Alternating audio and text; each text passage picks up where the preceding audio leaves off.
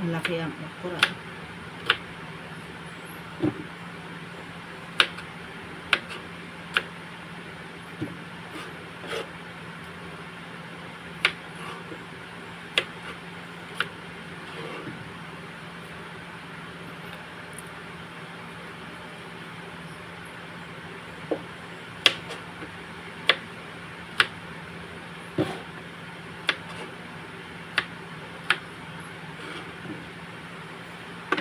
Naalala ko tuloy yung lupa na binili ko na tinatamnan ng ibang farmers pero hindi ko natitikman yung ano.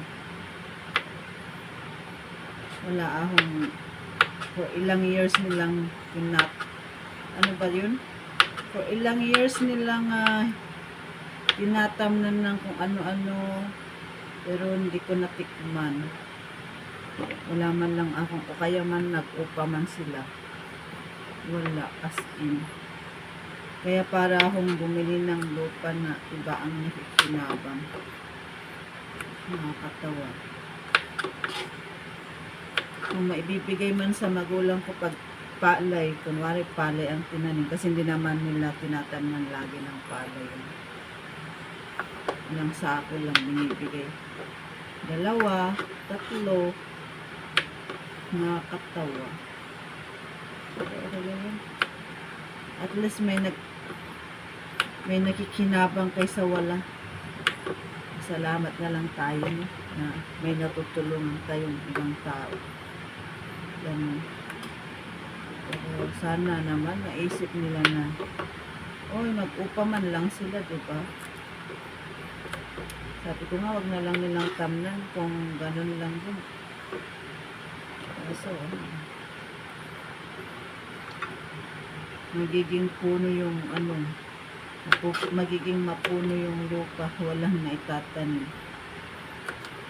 pagka hindi naman pinatamnan. So, ito na yan, hindi naman kabigatan sa aking kalooban.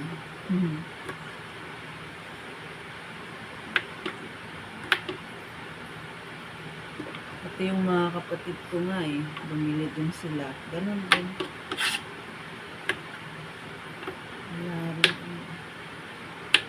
Dito namin na ang nakinabang dun sa kung may upa siguro baka binibigay sa tito namin. Tito namin na kapatid ng mama ko kasi yun ang nakikipag-usap sa farmers. Parang bumili kami para sa lang.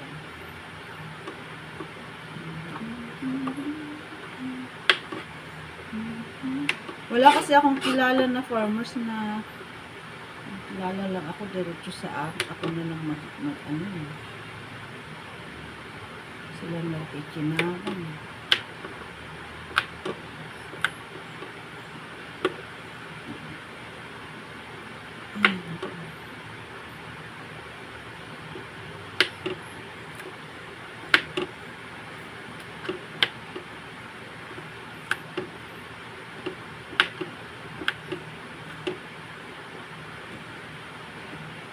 Tawa nga ako kasi nung pumunta kami, ang daming okra. Malalaki yung okra. Gusto ko sanang mag-harvest pero parang ayaw nila kaya hindi na ako nag-harvest. Nakakatawa, no? Parang ikaw pa mahihiyan na mag-harvest. Sa'yo naman yung lupa. Nakakatawa.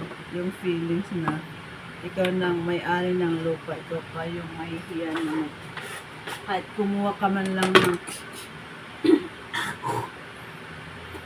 excuse me, kahit kumuha yan, tapos na siya.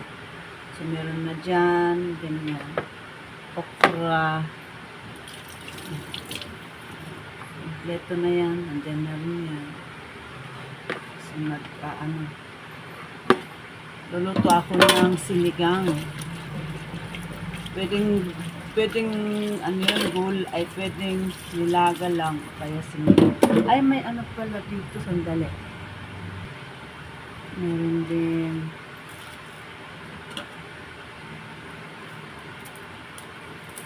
tayong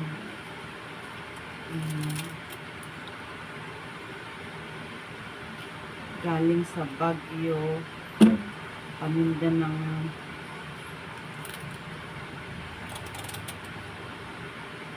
kapustuhan ko.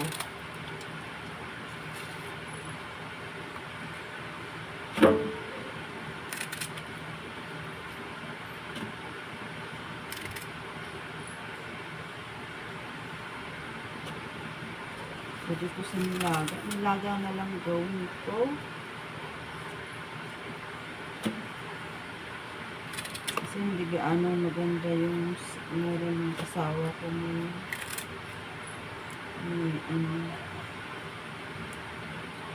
nagloloko ang sikmura ang asawa ko.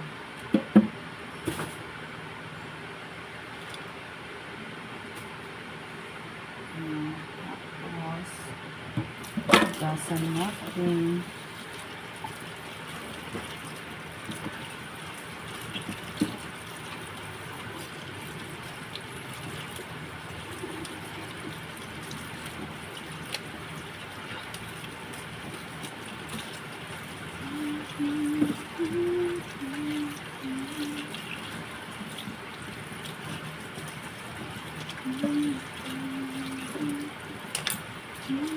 Grabe, pina-stop ko na yung pinapagawa naming bahay.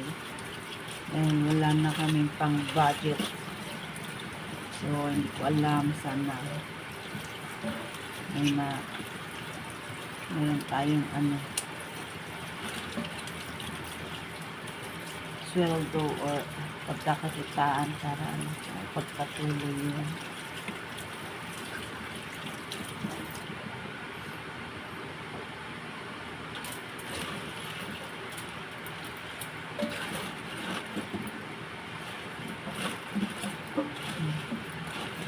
Aasinan natin para mamatay anumang pesticide o malinis.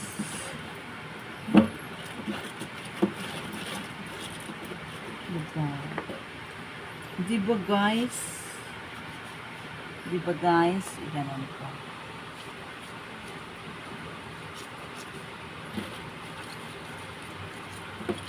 Ayan. So, meron na tayong video na i-upload ngayon. Tagal na tayong din-upload.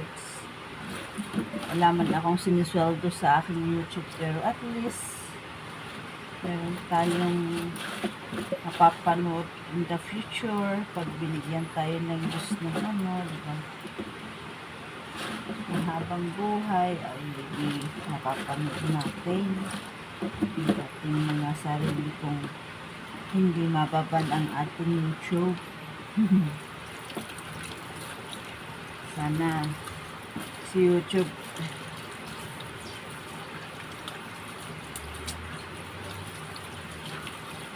hindi ko nga napakinabangan yung aking sweldo ng mga nakaraang dahil nakalagay sa pangalan ko, wala akong meron namang parang kaso hindi ko na tamad ako. Paano lang naman yun. Kung malaki siguro yun, mag-aano talaga ako. Punong yun.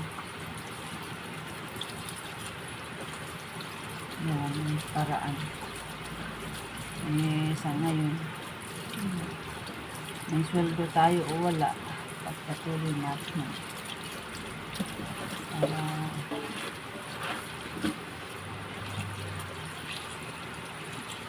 Sarap. Oh, diba? So healthy. Green leafy. Oh. Ano siya? Tapos, ating pinakulong karne ng baboy ay linisan natin yan. Ano niya?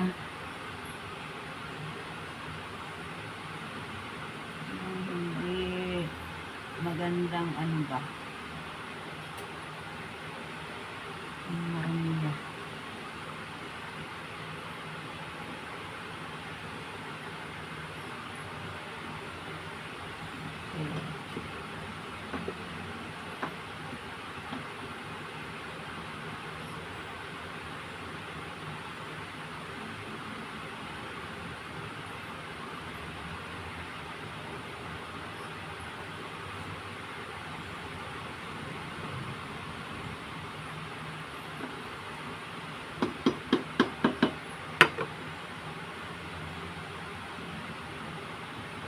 When I see you, a love song.